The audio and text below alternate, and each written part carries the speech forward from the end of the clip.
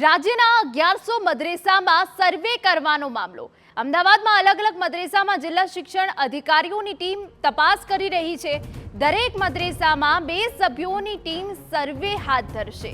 તમામ મદ્રેસાઓમાં પહોંચી નિયત ફોર્મ ભરવામાં આવી રહ્યું છે। અમદાવાદ શહેર અને જિલ્લામાં મળી કુલ 205 મદ્રેસા કાર્યરત છે।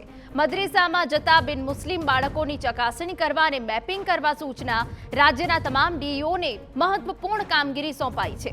પ્રાથમિક શિક્ષણ વિભાગને પત્ર લખીને જવાબદારી સોંપવામાં આવી। રાષ્ટ્રીય બાળ આયોગના હુકમ સંદર્ભે જાણકારી મંગાવાઈ છે। કુલ 11 મુદ્દાઓની તપાસ કરી આજે જ વિભાગમાં માહિતી આપવા સૂચના અપાઈ છે।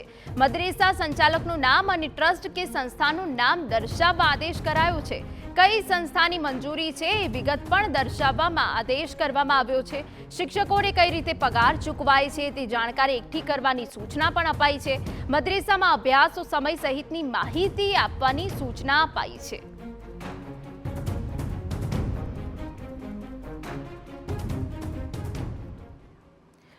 તો 11 જેટલા મુદ્દા છે અને 11 જેટલા મુદ્દાઓને લઈને સર્વેની કામગીરી હાથ ધરવામાં આવી છે। ત્યારે અમારા સંવાદદાતા નરેન્દ્ર રાઠોડ વધુ વિગતો આપી રહ્યા છે।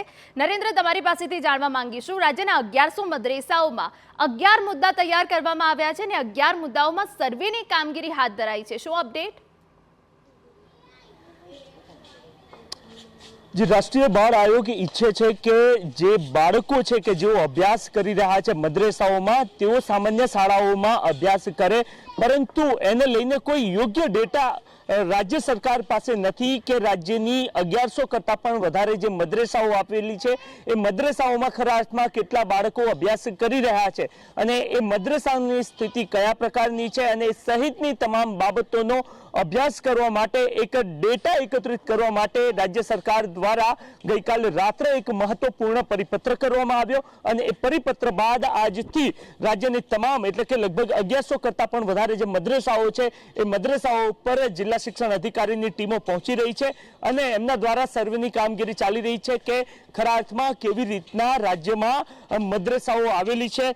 જે મુખ્ય મુદ્દાઓ છે એની વાત કરવામાં આવે તો કારણ કે અનેક જગ્યાઓ પર આપણે જોયું છે ગ્રામ્ય વિસ્તારમાં કે મદ્રેસાઓમાં બિન મુસ્લિમ બાળકો પણ અભ્યાસ કરતા હોય છે, ત્યારે આ બિન મુસ્લિમ બાળકોની સંખ્યા કેટલી છે, મદ્રેસાઓ જે સ્થિતિમાં ચાલી રહી છે એ સ્થિતિમાં અથવા તો એ જે ક્ષેત્રફળ એનું કેટલું છે, એની પાસે ફાયર એનઓસી છે કે નહીં, આ સિવાય બીયુ પરમિશન છે કે નહીં, એ સહિતની તમામ બાબતોનો અભ્યાસ કરવા માટે આ એક મહત્વપૂર્ણ સર્વેની કામગીરી ચાલી રહી છે।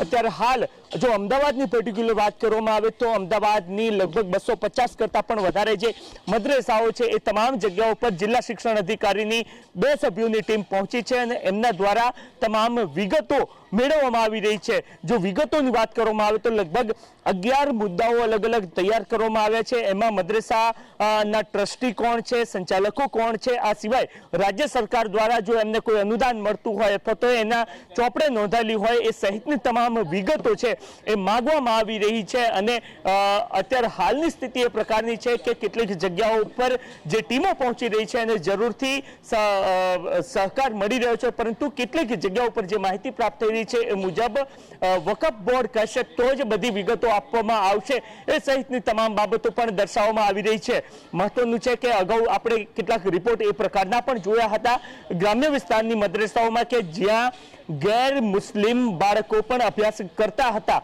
અને એ સહિતના તમામ ડેટા રાજ્ય સરકાર સુધી પહોંચવા જરૂરી છે અને એના જ કારણે એકાએક ગઈકાલ સાંજે આ પ્રકારનો એક મહત્વપૂર્ણ પરિપત્ર કર્યો છે અને એ પરિપત્રને લઈને રાતોરાત જે સભ્યો છે એને ઓર્ડર આપવામાં આવ્યા છે અને ત્યારબાદ આજે સવારે જ એક મહત્વપૂર્ણ બેઠક તમામ જે અધિકારીઓ છે એની બોલાવવામાં આવી અને અલગ અલગ જગ્યાઓ પર જે જિલ્લા શિક્ષણ અધિકારીની ટીમો છે એ અત્યારે હાલ સર્વેની કામગીરી કરી રહી છે અને આજે સાંજ સુધીમાં જ એ તમામ ડેટા કલેક્ટ કરીને રાજ્ય સરકારને મોકલવાનો રહેશે અને એ ત્યારબાદ એ સ્થિતિ રાજ્યની સ્પષ્ટ થતી જોવા મળશે કે ખરા અર્થમાં મદ્રેસાઓમાં ગુજરાતની મદ્રેસાઓમાં કેટલા બાળકો અભ્યાસ કરી રહ્યા છે, મદ્રેસાઓની સ્થિતિ શું છે અને એમને પગાર જે શિક્ષકો છે એને કેવી રીતના ચૂકવવામાં આવી રહ્યો છે, એટલે કે ફંડિંગ પણ ક્યાંથી આવે છે એ સહિતની તમામ બાબતો આ સર્વે થકી રાજ્ય સરકાર એકત્રિત કરવા માંગતી હોય એ પ્રકારની સ્થિતિ જોવા મળી રહી છે। જી બિલકુલ નરેન્દ્ર, ખૂબ અગત્યની જાણકારી આપે આપી છે કે આ સાંજ સુધીમાં જ રાજ્ય સરકારની સર્વેનો રિપોર્ટ સોંપવામાં આવશે।